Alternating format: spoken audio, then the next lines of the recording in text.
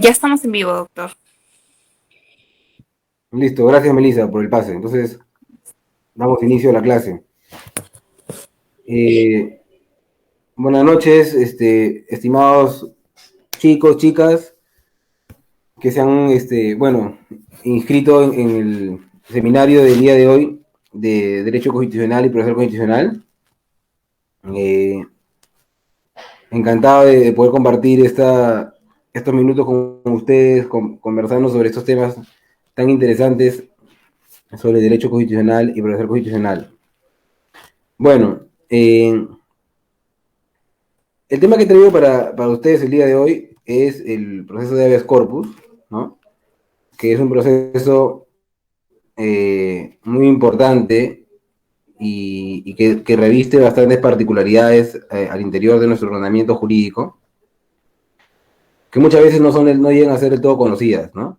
Y que creo que todo abogado, ¿no? Y sobre todo un abogado interesado pues, en los temas del derecho constitucional debería poder estar en la capacidad de comprenderlos y manejarlos, ¿no? Esto es un poco lo que también tratamos en el diplomado de Derecho Constitucional y Procesal Constitucional del Instituto, ¿no? Junto con las demás, las demás garantías constitucionales que regulan nuestra Constitución, ¿no? Entonces, bueno, me presento brevemente. Mi nombre es Franco Aguilar Curay. Yo soy abogado por la Universidad Peruana de Ciencias Aplicadas, por la UPC, y cuento con más de 7 años de experiencia ejerciendo como abogado. ¿Ok? Bueno, sin más preámbulo, vamos a entrar de una vez en materia para poder tocar los temas que tenemos preparados para el día de hoy, ¿no? Entonces, como les dije, el tema que tenemos preparado para la clase de hoy es el proceso de habeas corpus. Entonces, antes de entrar a ver la regulación específica que está dispuesta eh, para el habeas corpus, quiero hacer como una, disculpen, una pequeña introducción al tema, ¿no? Y básicamente tenemos lo siguiente, ¿no? Vamos a hablar sobre la estructura de la Constitución Política del Perú que data del año 1993. Entonces, al respecto tenemos que nuestra Constitución, según la doctrina constitucional, está dividida en dos partes, ¿no? Por un lado, tenemos la parte dogmática y por otro lado tenemos la parte orgánica. Digamos, esta división no responde a desde tal artículo a tal artículo está la parte dogmática y desde tal artículo a tal artículo la parte orgánica, o tampoco es que cambia de color la Constitución por una u otra parte. Es una distinción básicamente doctrinaria, ¿no? En atención al contenido regulado digamos, en cada parte de la Constitución, ¿no? Entonces, eh, por un lado tenemos que la parte dogmática es aquel sector de la Constitución, ¿no? Que reconoce, ¿no? Los derechos fundamentales de las personas, ¿no? Por ejemplo, entiéndase, el derecho a la vida, el derecho a la libertad, el derecho a la igualdad, el derecho al medio ambiente, el derecho a la no discriminación, entre otros. A ver, digamos particularmente lo que tenemos es que el artículo 1 de la Constitución es aquel que señala que el fin supremo de la sociedad y el Estado es el respeto de la persona y la defensa de su dignidad, ¿no? Digamos, por ahí empezamos, ¿qué mejor prueba de la parte dogmática de la Constitución que el artículo 1 de este texto normativo que pone a la persona como, digamos, el objetivo principal de la sociedad y del Estado. Luego tenemos al artículo 2, ¿no? También de la Constitución, que regula de forma enunciativa, más no limitativa, los derechos fundamentales de las personas. ¿No? Un listado bastante largo, pero que no es limitativo, ¿no? Porque luego tenemos el artículo 3, el cual señala que son también derechos fundamentales todos aquellos derechos que se encuentran fundados, pues, en la dignidad humana, ¿no? Con lo cual queda el campo abierto para incluir o agregar nuevos derechos fundamentales que cumplan con este requisito de fundarse en la dignidad humana, ¿no? Entonces, ese sería en estricto el núcleo duro de la parte dogmática de la Constitución, ¿no? Toda esta parte que, como les digo, reconoce los derechos fundamentales de las personas.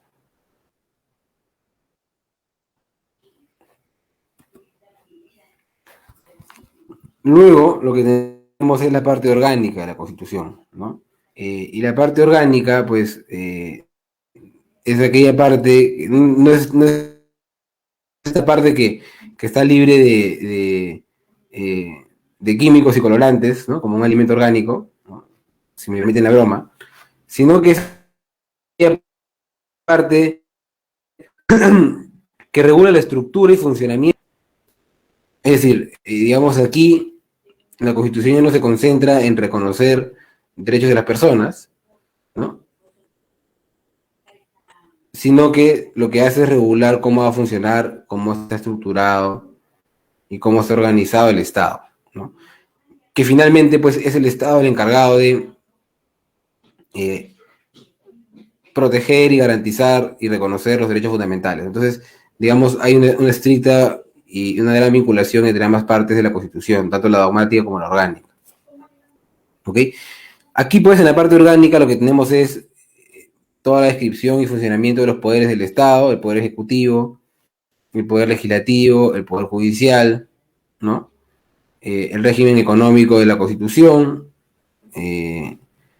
digamos, los principios de reserva de ley, el principio de legalidad, el principio de constitucionalidad, y bueno, la regulación de los órganos constitucionalmente autónomos, ¿no? Los famosos OCAS, que son pues el Tribunal Constitucional, el Banco Central de Reserva, la Defensoría del Pueblo, entre otros,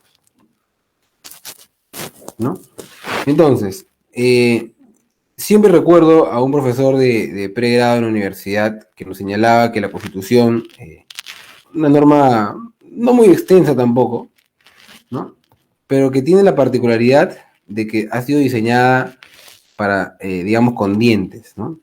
Decía el profesor que la Constitución tiene dientes, o al menos debería tenerlos. Porque si no los tuviera, de nada serviría toda esta redacción bonita y rimbombante sobre la parte dogmática y la parte orgánica que acabamos de conversar, si es que no habría mecanismos claros y concretos, y sobre todo rápidos y céleres, para poder accionar estos derechos y garantizarlos y protegerlos ante cualquier afectación y amenaza, ¿no? Entonces, es por esto que, digamos, tenemos reguladas en la Constitución las famosas y muy conocidas garantías constitucionales. ¿Ok? Entonces, ¿qué son en sí las garantías constitucionales?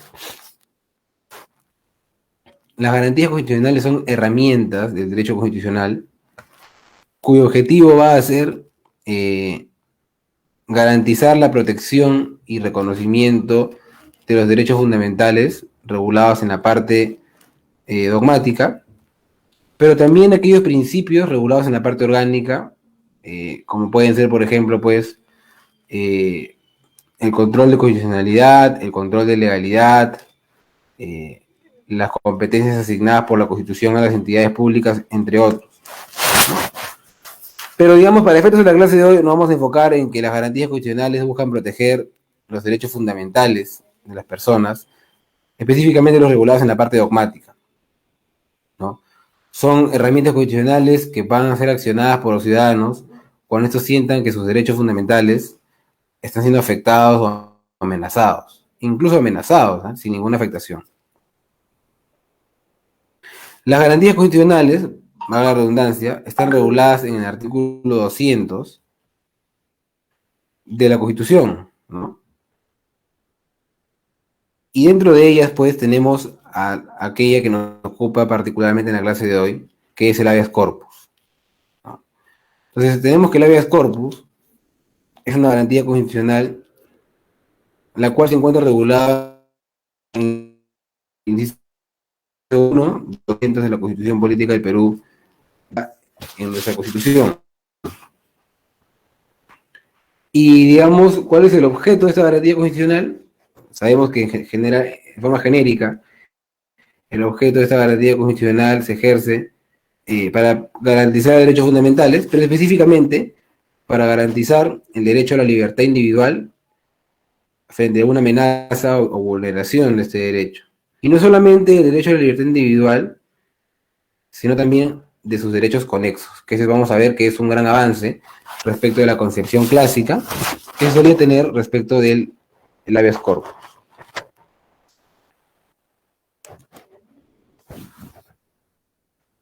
¿Ok?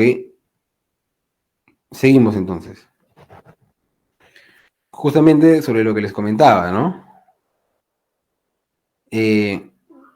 Tenemos que el habeas corpus, según la doctrina, tiene básicamente dos conceptos, ¿no?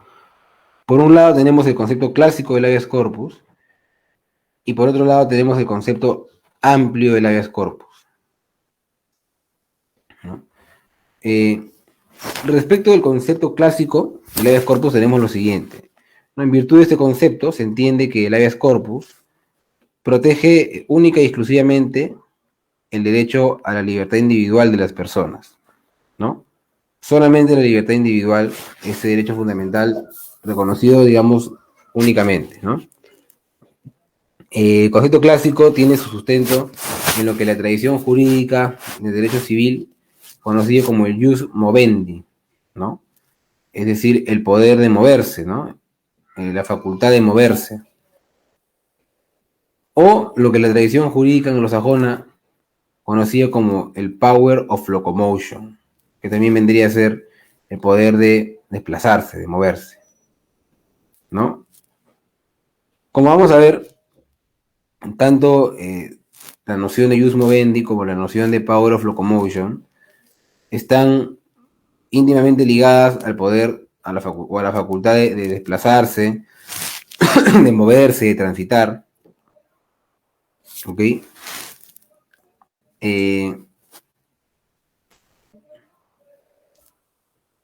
Teniendo pues con esto una concepción bastante restringida de lo que puede proteger el habeas corpus, de lo que puede ser la libertad individual, ¿no? Y ya vamos a ver más adelante, o en un momento, por qué. Y por su parte tenemos también el concepto ya amplio del habeas corpus, que es un concepto no solamente más amplio, sino también más moderno, ¿no? En virtud del cual se entiende que el habeas corpus protege, sí, efectivamente, el derecho a la libertad individual de las personas, pero también los derechos conexos a dicho derecho fundamental, ¿no? Este es el gran avance de la doctrina en materia de habeas corpus, ¿no? Y en general de la legislación. Es la protección también de los derechos conexos a la libertad individual. ¿Y por qué, chicos, se da este avance? Porque se entendió que protegiendo únicamente el poder o la facultad de desplazarse, de moverse, de transitar, no se estaba dando una protección integral al derecho de la libertad individual. Se entendió, el legislador y la doctrina constitucional, que la libertad individual tenía un contenido más amplio que solamente la facultad o poder de moverse, transitar o desplazarse. Y que para proteger adecuadamente este derecho había que extender los alcances de protección del habeas corpus. Y es por ello que se da este avance en cuanto a los derechos que protege esta garantía constitucional, ¿no?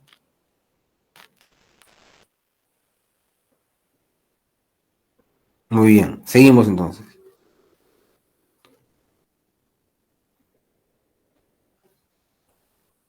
Hasta aquí quisiera saber si hay alguna pregunta, si alguien tiene alguna duda.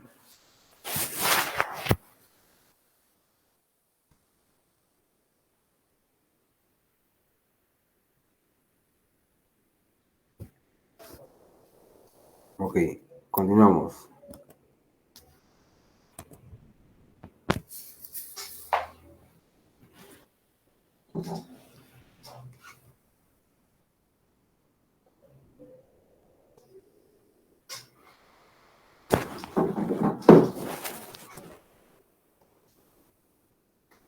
Entonces, tenemos ahora que el Tribunal Constitucional, en su vasta jurisprudencia, ha reconocido los siguientes tipos de habeas corpus, los cuales vamos a repasar a continuación.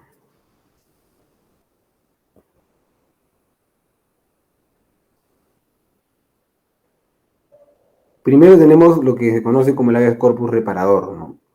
El cual protege, como lo señala la concepción clásica, únicamente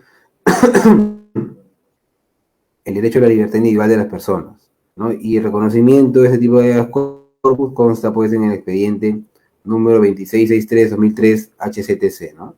Aquí, en esas diapositivas que luego vamos a compartir con ustedes, van a poder tener estos números de expediente para que ustedes puedan luego consultarlos cuando ustedes lo consideren conveniente, ¿no? Luego tenemos el habeas corpus restringido, ¿no? El cual protege los derechos conexos al derecho a la libertad individual de las personas, ¿no? Este derecho ya incluye lo que es el concepto amplio del habeas corpus, ¿no?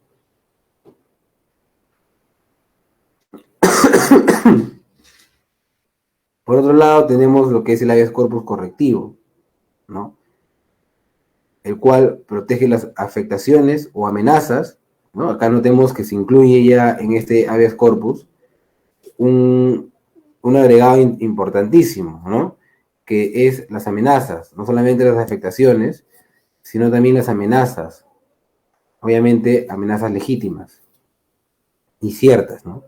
Y que se den contra el derecho a la vida, la integridad física o psicológica, o el derecho a la salud de las personas, ¿no? Pero notemos que el habeas corpus correctivo nos da un poco más de alcances sobre lo que puede considerarse derechos conexos de la libertad individual, ¿ok? Entonces, lo que nos está diciendo aquí el Tribunal Constitucional es que la libertad individual puede incluir incluso el derecho a la vida, ¿no? A la integridad física también, y psicológica, y también a la salud, porque entiende el Tribunal Constitucional que privándose de estos derechos, se está privando también el derecho a la libertad individual. Por lo tanto, es necesario protegerlos todos juntos para garantizar así una adecuada protección al derecho a la libertad individual y qué duda cabe, también para garantizar una adecuada protección al derecho a la vida, al derecho a la integridad físico-psicológica o al derecho a la salud, por ejemplo, ¿no?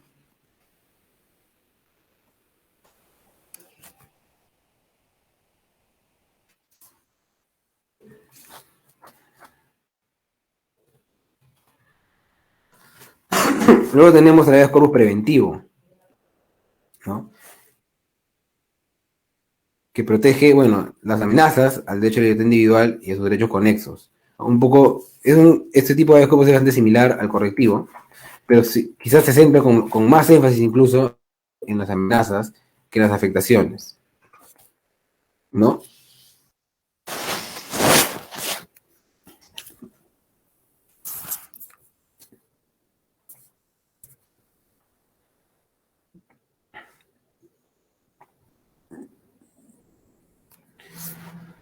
Busca prevenir posibles daños.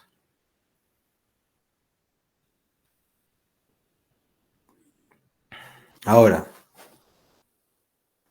tenemos también el habeas corpus traslativo,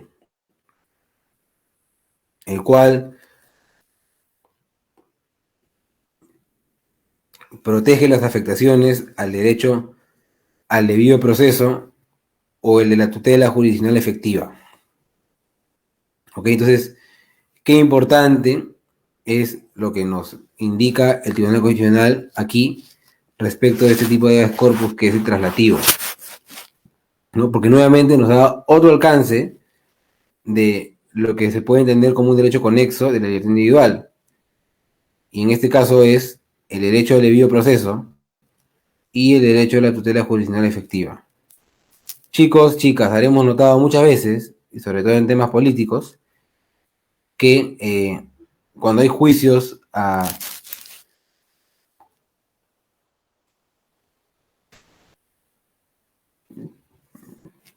contra políticos, por ejemplo, ¿no? Se ve que los abogados interponen habeas corpus para cuando consideren que está habiendo una afectación al derecho al debido proceso o al derecho a la tutela jurisdiccional efectiva, ¿no? Entonces, digamos, en estricto y por lógica, el derecho al debido proceso o a la tutela jurisdiccional efectiva no son derechos que protegen el libre tránsito, pero son derechos que, de ser vulnerados, podrían terminar en una detención arbitraria, lo cual sí podría generar una afectación o amenaza al derecho a la libertad individual. Por ello es tan importante proteger estos dos derechos para garantizar indirectamente eh, la protección del derecho a la libertad individual. Recordemos brevemente en qué consisten estos dos derechos tan importantes para el juzgamiento de las personas, y que son el derecho al debido proceso, que consiste en ser juzgado en virtud de un proceso con reglas claras, donde, digamos, a las partes se les permita, o a las personas que están siendo juzgadas se les permita ejercer su derecho de defensa, se les permita comparecer con un abogado, se notifique todas las decisiones judiciales y que haya, digamos, decisiones motivadas en derecho,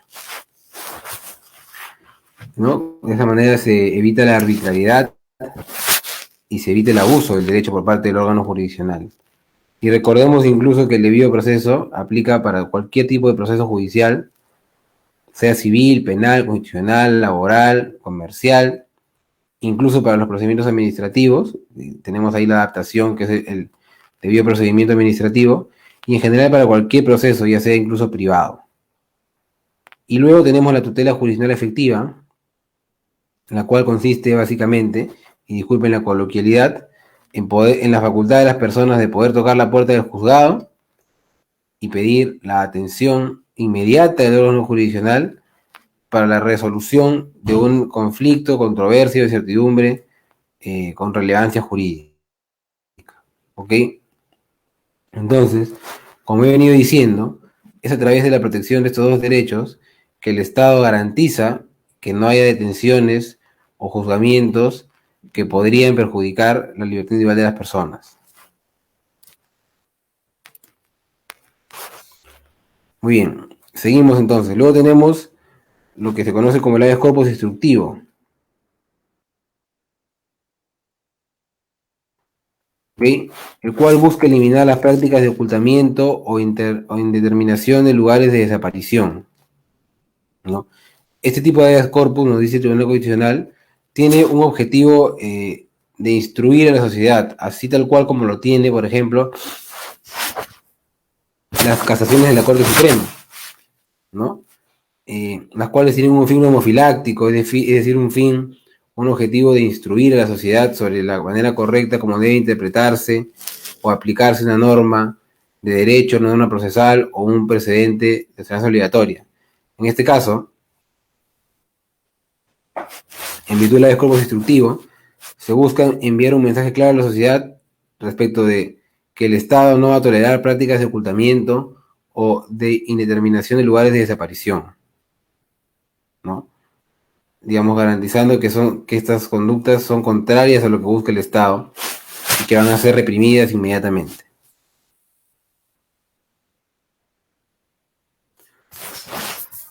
Hasta aquí quisiera saber si hay alguna duda.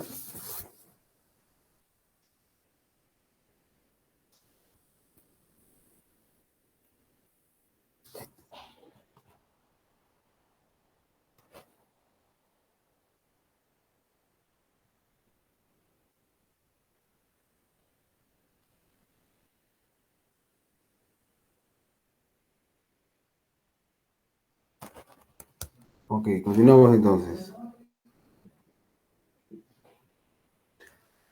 Luego tenemos el habeas corpus innovativo, que es aquel que busca que las afectaciones al derecho a la libertad individual o sus derechos conexos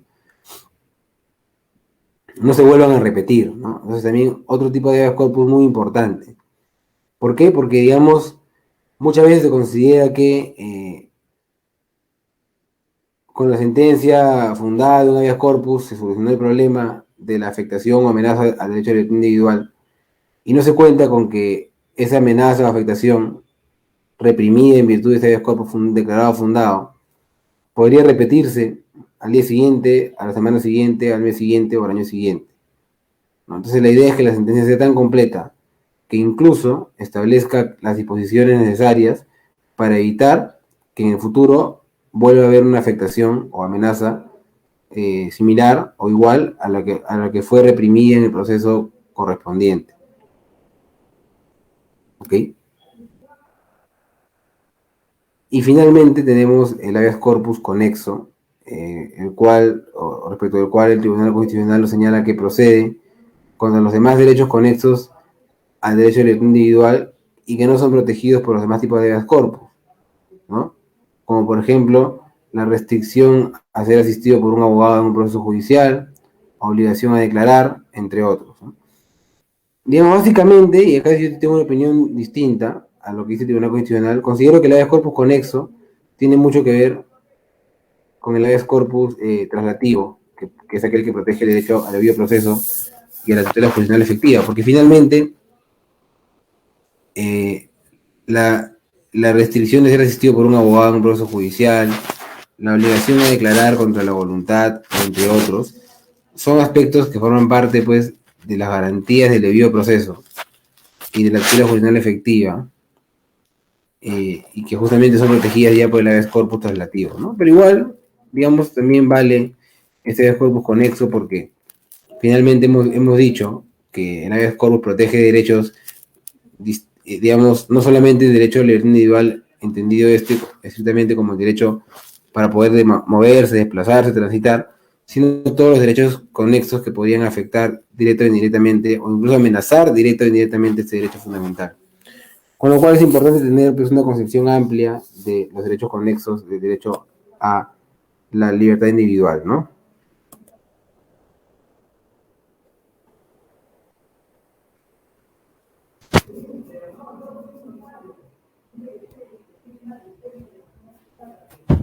Muy bien.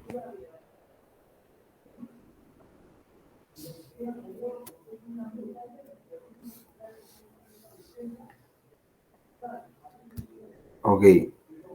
Ahora, entonces, habiendo hecho esta ya la introducción sobre las partes de la Constitución y cuál es la importancia de las garantías constitucionales en el marco de la defensa de los derechos constitucionales, para qué sirven las garantías constitucionales y específicamente de qué va el habeas corpus, que es la garantía constitucional que estamos estudiando en la clase de hoy. Y luego también he visto los tipos de habeas corpus reconocidos por el Tribunal Constitucional. Vamos a ver ya la regulación específica del habeas corpus en nuestro ordenamiento jurídico. Y tenemos al respecto lo siguiente, ¿no? Que en nuestro país el habeas corpus se encuentra regulado por la ley 28237, que es, pues, el Código Procesal Constitucional, ¿no? Específicamente, el artículo 25 del Código Procesal Constitucional regula que el proceso de habeas corpus procede cuando ocurra la amenaza o afectación a los derechos regulados en el referido artículo. ¿Ok?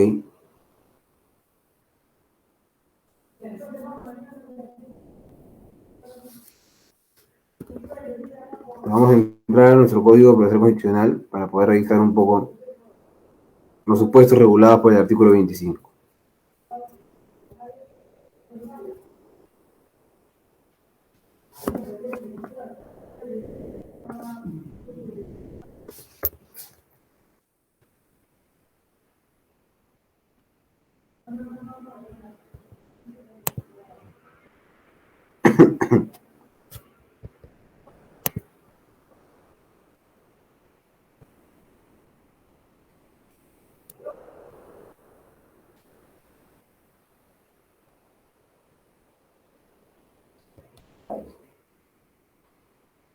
Muy bien, entonces tenemos lo siguiente, ¿no?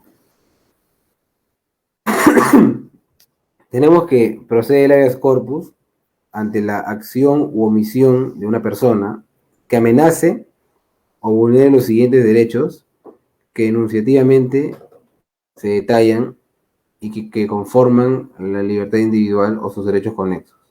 Ojo, se trata de una lista enunciativa y no limitativa nuevamente.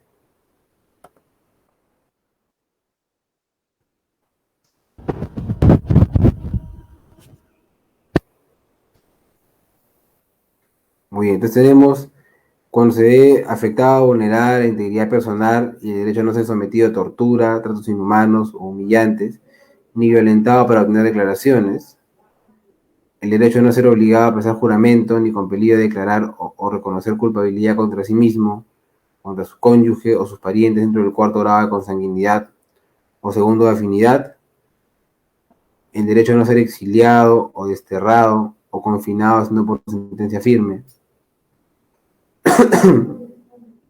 el derecho a no ser expatriado ni separado del lugar de residencia sino por mandato judicial o por aplicación de la ley de extranjería. ¿Okay? El derecho del extranjero a quien se ha conseguido asilo político de no ser expulsado al país cuyo gobierno lo persigue, o en ningún caso si peligrase su libertad o seguridad por el hecho de ser expulsado. El derecho de los nacionales o de los extranjeros residentes a ingresar, transitar o salir del territorio nacional, salvo que haya un mandato judicial o aplicación de la ley de extranjería o de sanidad.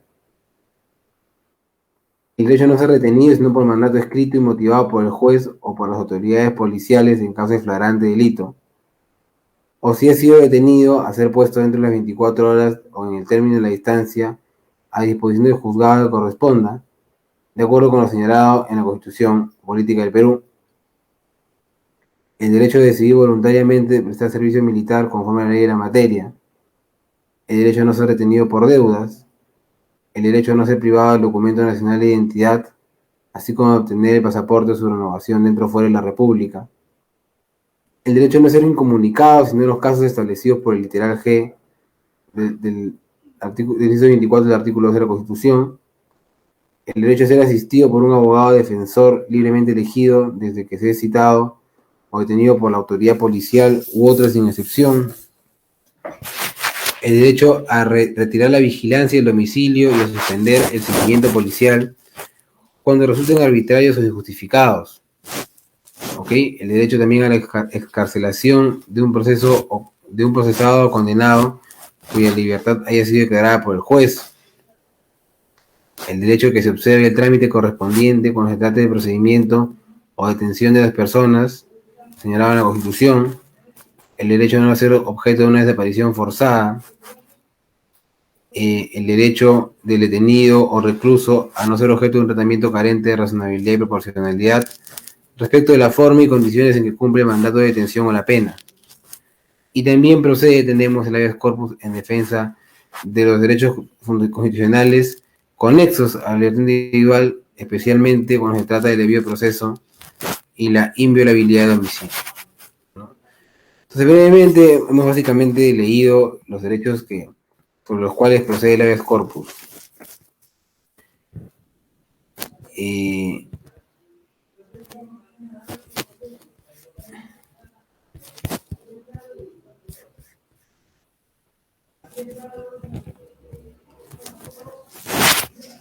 Y bueno, como pueden apreciar, se trata de derechos que efectivamente protegen la libertad individual, pero de forma incluso bastante indirecta, ¿no? Me llama mucho la atención, por ejemplo, y siempre lo comento en mis clases, que procede el habeas corpus incluso con una persona, pues, está indocumentada, ¿no? O sea, digamos, el derecho a estar documentado. Si se vulnera el derecho a estar documentado, es decir, si a alguien se le priva de su DNI, por ejemplo, se podría interponer un habeas corpus. Y alguien podrá decir, profesor, pero ¿qué sentido tiene esto? ¿No? Si es un documento, nada más. Es un detalle. Pero no, ¿no? Porque recordemos que portar el DNI es un requisito indispensable para salir del país. Por ejemplo, para tomar un avión,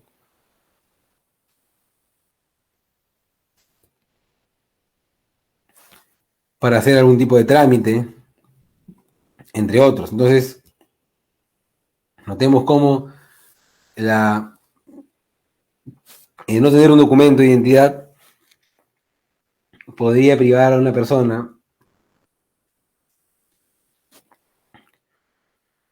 de ejercer su derecho de libertad individual.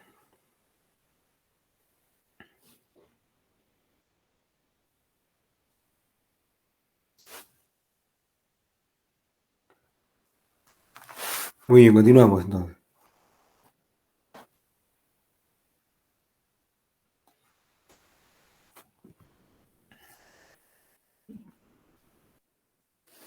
Entonces vamos a ver ahora el procedimiento que se sigue en un proceso de habeas corpus, ¿no? Y al respecto tenemos lo siguiente, ¿no? La legitimación, ¿no? ¿Qué personas están legitimadas para interponer un habeas corpus, una demanda de habeas corpus? Tenemos que la demanda de habeas corpus debe ser presentada por la persona perjudicada y también, incluso, por un tercero en favor de ella.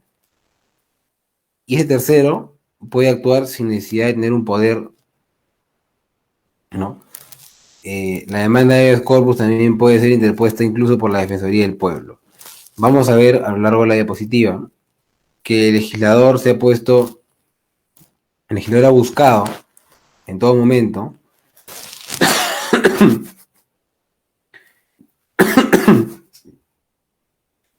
que el proceso de habeas corpus sea lo más rápido y célere posible, y lo ha desprovisto de prácticamente cualquier tipo de formalidad, porque se entiende que el derecho protegido por el habeas corpus es un derecho que requiere, digamos, tutela inmediata del Estado.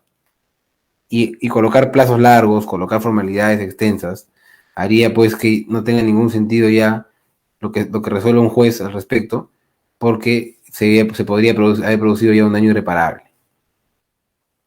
En general, vamos a ver que en la justicia constitucional lo que se busca es que los procesos sean lo más rápido posibles, ¿no? Para lograr una tutela inmediata, a lo que la doctrina llama la justicia constitucional, ¿no? Entonces vemos que la demanda la puede presentar cualquier persona afectada, amenazada, a cualquier persona que, digamos, cuyo derecho a la libertad individual o sus derechos conexos han sido amenazados o afectados, o incluso un tercero a favor de ella, sin contar con poder, y también la Defensoría del Pueblo. No hay una legitimidad especial, ni activa ni pasiva, ¿no? Como por ejemplo, en la acción de cumplimiento, que es otra garantía constitucional que estudiamos en el diplomado de constitucional y proceso constitucional, digamos, la legitimación pasiva sí tiene una condición especial que consiste pues en ser funcionario o autoridad pública. En el habeas corpus no. Ok, seguimos entonces. Tenemos ahora lo que es la formalidad de la demanda del habeas corpus. Y al respecto tenemos lo siguiente, ¿no? La demanda de habeas corpus, ¿no? Nuevamente otra facilidad, no requiere tener firma de abogado. No se tiene que pagar ninguna tasa judicial ni cumplir con ninguna otra formalidad, ¿no? Recordemos y notemos cómo se ha desprovisto de formalidades en la medida de lo posible al proceso de habeas corpus para garantizar su celeridad justamente. La demanda puede presentarse incluso de forma verbal o también escrita, evidentemente, ¿no? Y se puede utilizar los medios de comunicación electrónicos o cualquier otro medio idóneo. Se podría presentar la demanda de habeas corpus incluso por correo electrónico, ¿no? Hasta quizás por un WhatsApp, ¿no? Nunca lo he visto, pero la norma no lo impide tampoco. Si permite de forma verbal. Ahora, cuando la demanda de habeas corpus se presenta de forma verbal, se debe levantar un acta ante el juez o secretario, en la cual se debe realizar una breve descripción de los hechos, ¿no? Porque claro, tiene que haber un registro. Pero, digamos, no es un impedimento para que la demanda de habeas corpus se presente de forma verbal. Hasta aquí quisiera saber si hay alguna pregunta.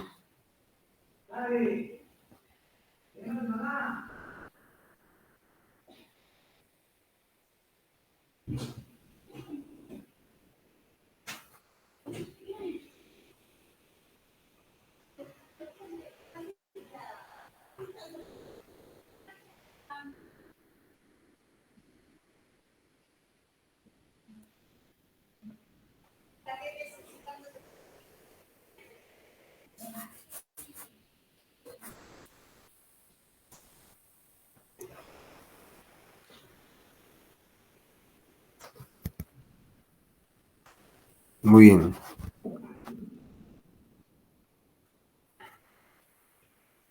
Seguimos entonces.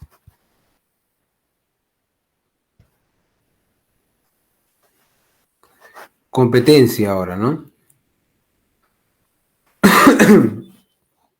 ¿Quién es competente para conocer una demanda de habeas corpus? Y al respecto tenemos lo siguiente, ¿no?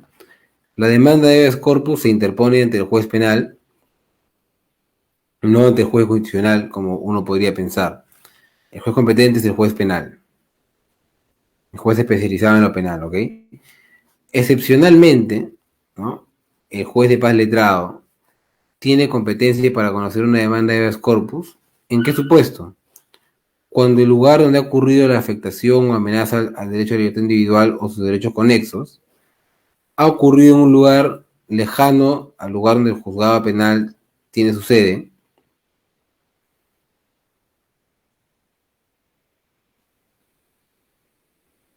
y por lo tanto, pues, digamos, por un tema de economía procesal y por un tema de atender inmediatamente el habeas corpus, sería muy complicada las actuaciones procesales eh, por el traslado del juez para poder verificar los hechos, porque vamos a ver más adelante que el juez tiene que trasladarse inmediatamente al lugar de los hechos y tiene plazos muy cortos para hacerlo y para resolver. Con lo cual es por esto que se optaba por la fórmula que en aquellos casos donde los hechos han ocurrido en un lugar lejano al lugar donde tiene la sede el juzgado penal ante el cual se interpuso la demanda, el juzgado de paz letrado pues asume competencia de forma excepcional.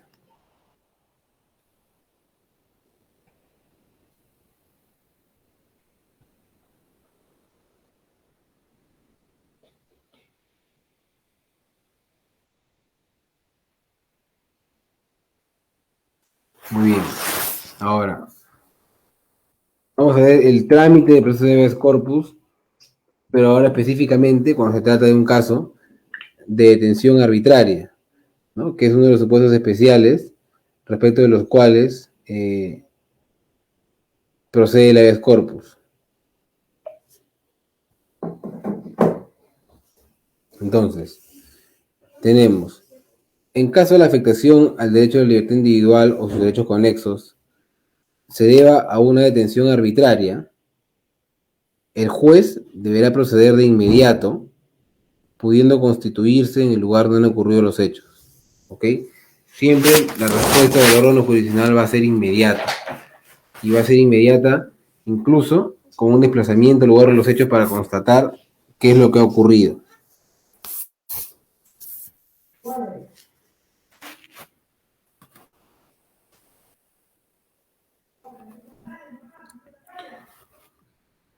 Una vez verificada la detención indebida, el juez debe ordenar que la misma cese de inmediato, ¿no? Por eso es importante que el mismo juez vaya a constatar la detención indebida que ha ocurrido, para que con ello y con base pueda ordenar inmediatamente el cese de la misma. Ahora, cuando se trata de otros casos donde procede habeas corpus, el juez debe constituirse al lugar donde han ocurrido los hechos y deberá resolver la demanda en un plazo máximo de un día natural, no hábil, un día calendario. Notemos que el plazo es, pues, muy pequeño, ¿no? La demanda debe resolverse rapidísimo y dentro de ese día hábil, el juez podría incluso haber tenido que apersonarse al lugar de los hechos. Por ello es que, y cobra mayor sentido, la competencia excepcional del juzgado de paz letrado, cuando los hechos han ocurrido en un lugar muy lejano a donde el juzgado penal, donde se interpuso la demanda, tiene su sede.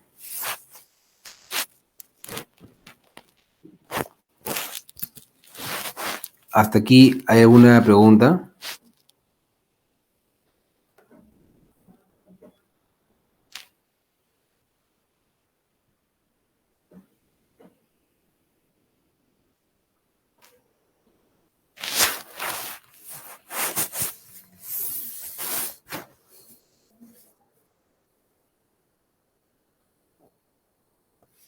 Muy bien, seguimos entonces. Ahora vamos a ver otro supuesto de trámite de habeas corpus, pero esta vez cuando hay una desaparición forzada.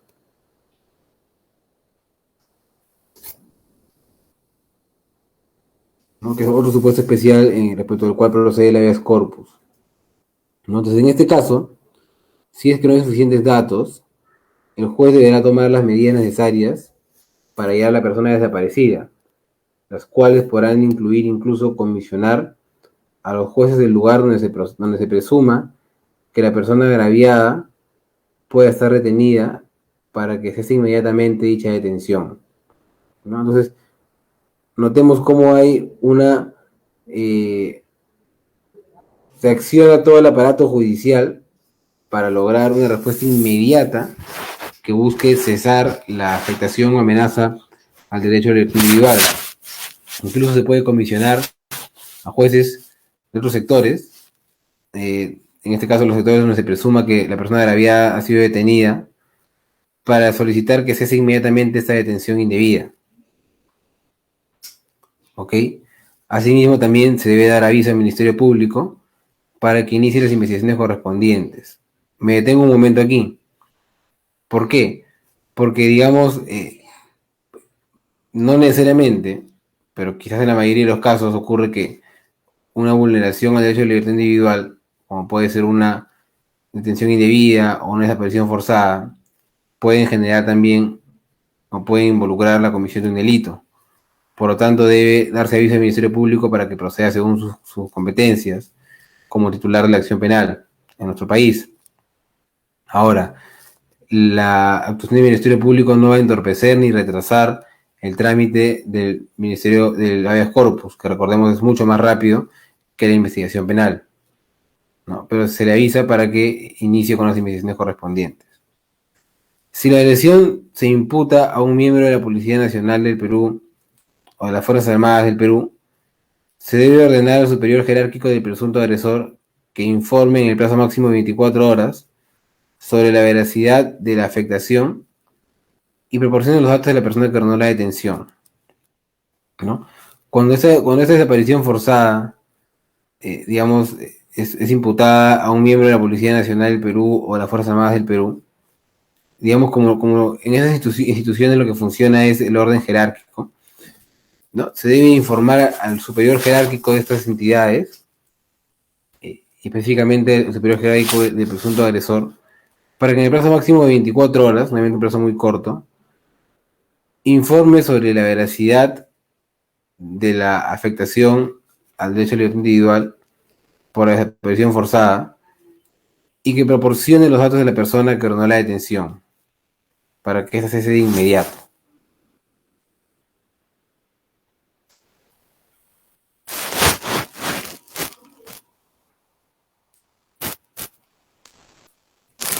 Ok, muy bien. Hasta aquí quisiera saber si es que hay alguna pregunta.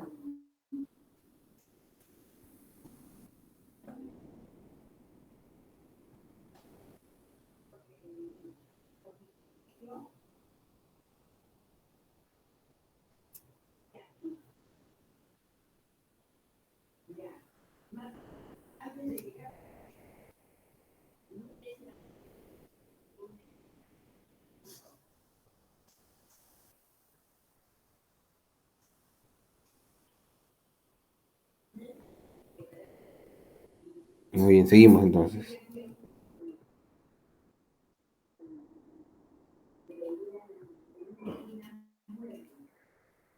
Ahora vamos a ver lo que son las normas especiales que resultan aplicables al procedimiento de habeas corpus, ¿no? Los tenemos.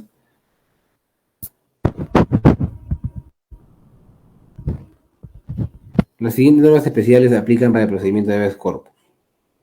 Primero, no cabe recusación salvo que ésta sea por parte del afectado o quien lo represente.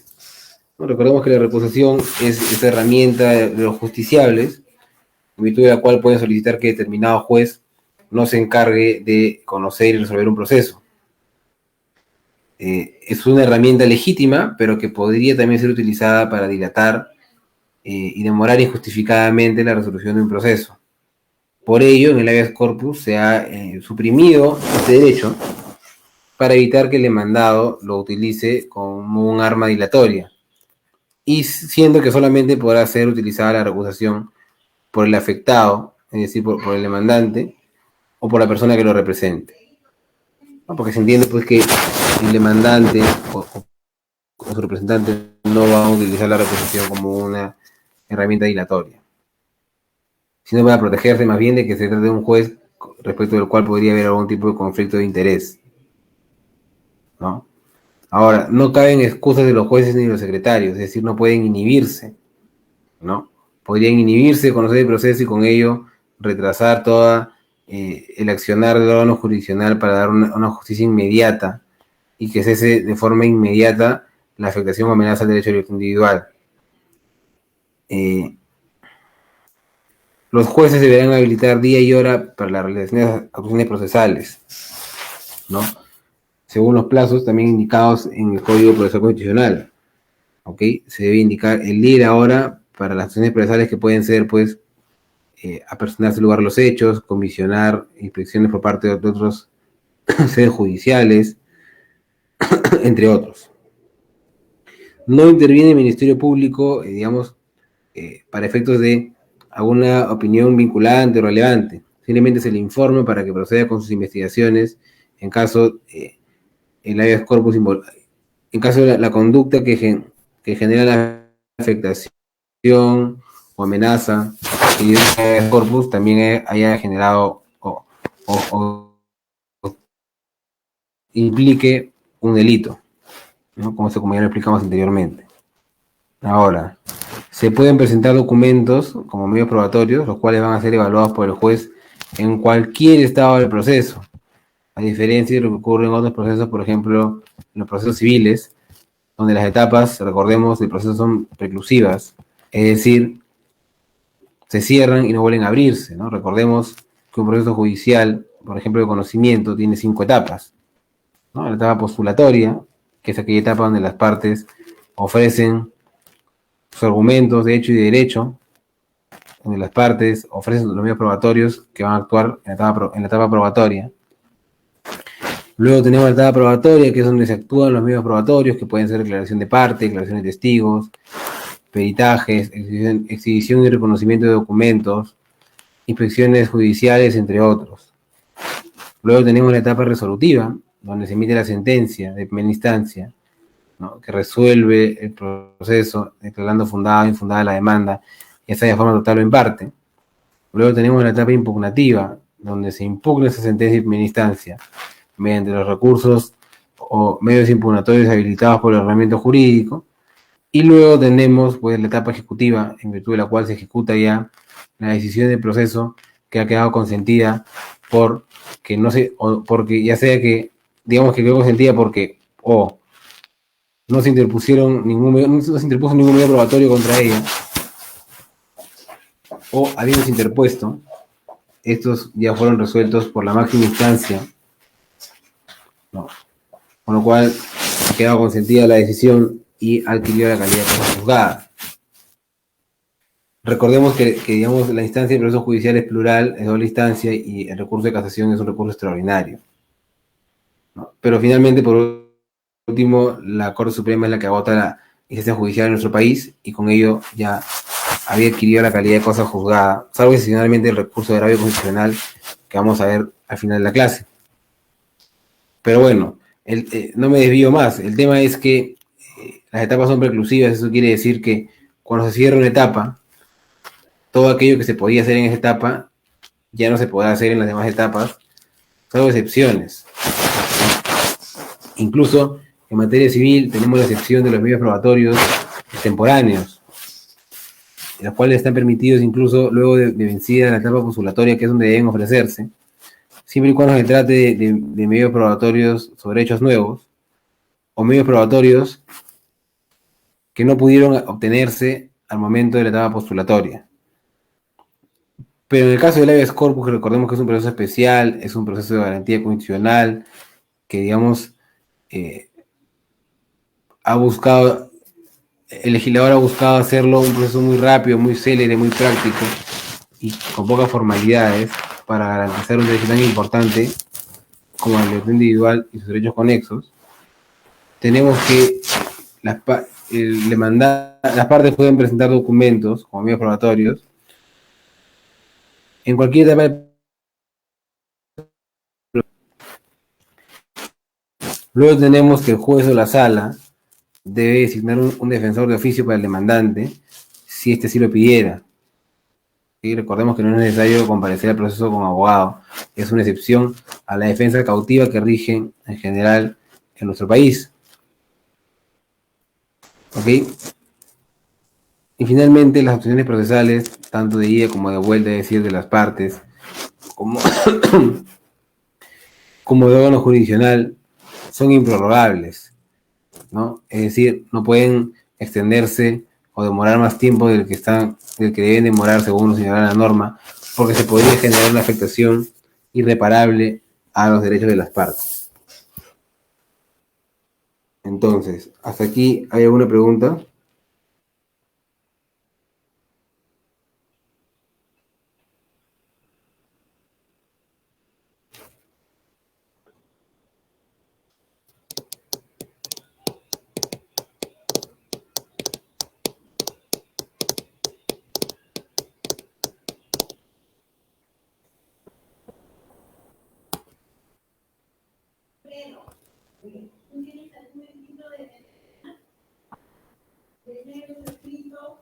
Muy bien, continuamos entonces. Ahora, ¿cuál es el contenido de una sentencia fundada en el marco de un proceso de habeas corpus? Y tenemos lo siguiente, ¿no? Una sentencia fundada en el marco de un proceso de habeas corpus debe ordenar como mínimo lo siguiente.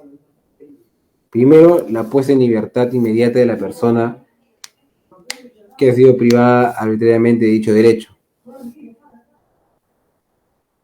Luego que eventualmente que continúe la privación de libertad en caso corresponda bajo las disposiciones legales vigentes, o se podrá ordenar que la privación de libertad continúe en otro establecimiento o bajo custodia de personas distintas. Que la persona privada de libertad sea puesta inmediatamente a disposición del juez competente si la agresión de la libertad individual se produjo por haber transcurrido el plazo máximo para la detención, que recordemos que es de 24 horas. Una persona no puede estar detenida más de 24 horas sin haber sido puesta a disposición del juez para que determine su situación jurídica. ¿Ok? Y finalmente, se debe ordenar que cese el agravio producido, disponiendo incluso también las medidas para evitar que el acto vuelva a repetirse, tal cual como vimos en el habeas corpus innovativo, ¿no? Que no basta con poner fin a las afectaciones, sino también hay que tomar las medidas necesarias para que éstas no vuelvan a repetirse y no puedan seguir ocasionando daños o afectaciones o amenazas a las partes, a las personas en general.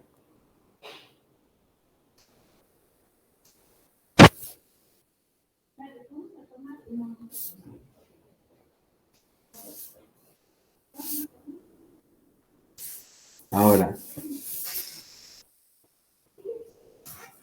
¿cómo es la apelación de una sentencia en el marco de un proceso de habeas corpus? ¿No? Recordemos, ¿no?, que estamos ante un tipo de proceso que ha buscado a toda costa ser, respecto del cual el legislador ha buscado a toda costa hacerlo un proceso célere, un proceso rápido, un proceso con pocas formalidades, para evitar que demore mucho y evitar que cuando hay una decisión del órgano jurisdiccional sea demasiado tarde y se haya ocasionado un daño irreparable a la víctima. Entonces, solo procede el recurso de apelación contra la resolución que pone fin a la instancia, es decir, no se pueden apelar otro tipo de autos, por ejemplo, el auto que admite la demanda, entre otros. Y el plazo para presentar el recurso de apelación es de 2 días. ¿Ok? Digamos, no hay mucho plazo para presentar el recurso de apelación. Una vez interpuesto el recurso de apelación, el juez debe elevar el expediente en el mismo día a la instancia superior, la cual deberá resolver el recurso en el plazo máximo de 5 días, ¿no? O sea, básicamente en 2 semanas, perdón, una semana de interpuesta de emitida la sentencia de primera instancia, si es que hubo apelación, ya se debería haber, esta está resuelta, lo cual es rapidísimo, ¿no?, comparado con otros tipos de procesos. Ahora, en la vista de la causa, los abogados de las partes pueden informar.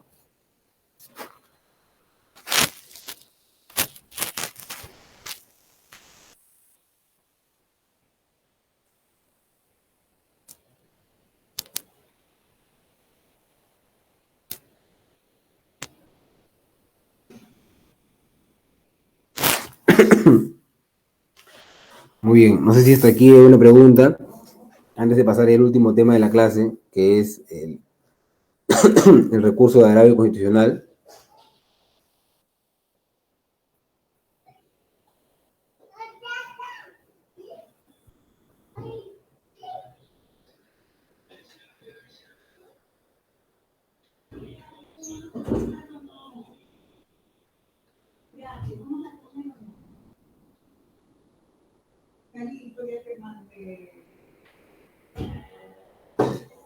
Muy bien, seguimos entonces. Entonces vamos a ir a la última lámina de la diapositiva de hoy, que es un tema extra, ¿no? Que no está necesariamente vinculado con el habeas corpus como garantía constitucional, pero está vinculado en general con el derecho constitucional, con el derecho procesal constitucional y con las garantías constitucionales, ¿no? Tenemos que el recurso de agravio constitucional es una herramienta extraordinaria de derecho constitucional que busca garantizar la supremacía de la Constitución respecto a las demás normas de ordenamiento jurídico.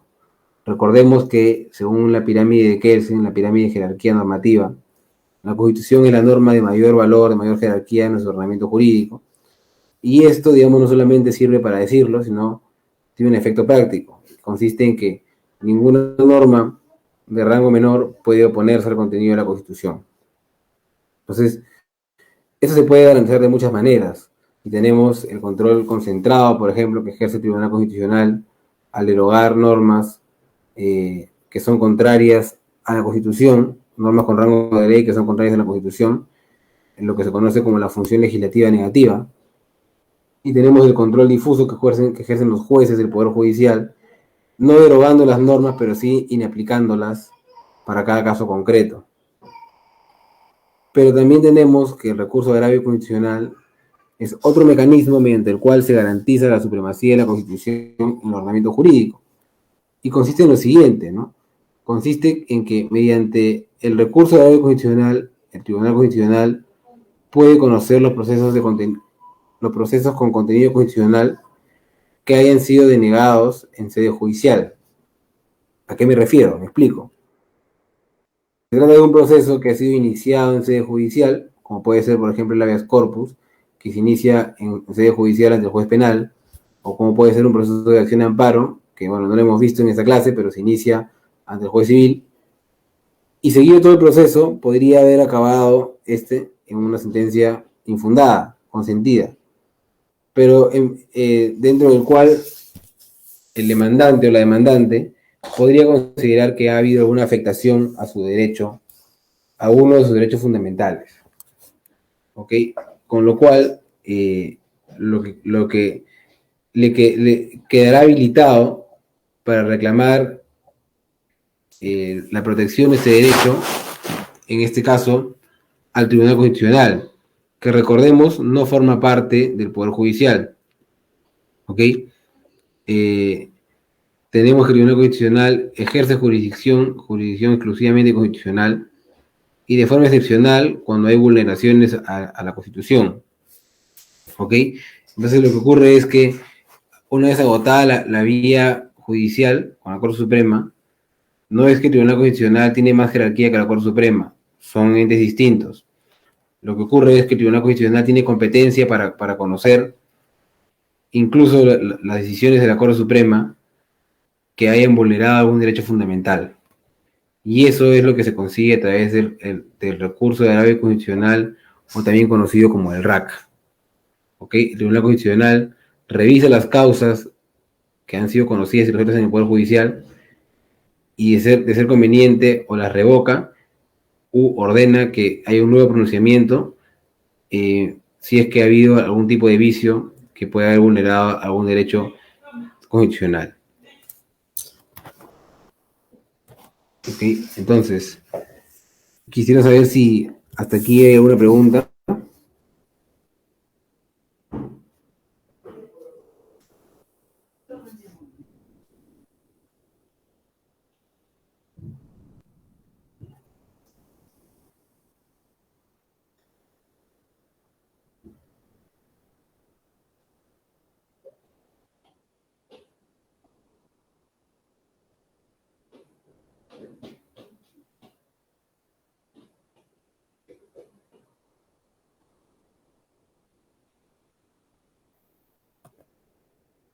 Muy bien.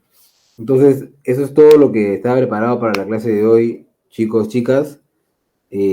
Ha sido un enorme gusto haber podido compartir con ustedes este tema del habeas corpus. Espero que haya sido de su agrado la clase y de su interés. Espero que juntos hayamos podido conocer un poco más sobre esa garantía constitucional tan importante y, como les comenté, muchos abogados no conocen completamente su contenido y creo que debería ser así. Y bueno, conmigo será hasta la próxima oportunidad. Espero encontrarnos en un próximo seminario o de repente en el diplomado de Derecho Constitucional y Procesal Constitucional que dicto. Y bueno, espero que tengan un buen fin de semana y mañana que todos cumplamos con nuestro deber cívico de las elecciones. Cuídense mucho y nos estamos viendo pronto.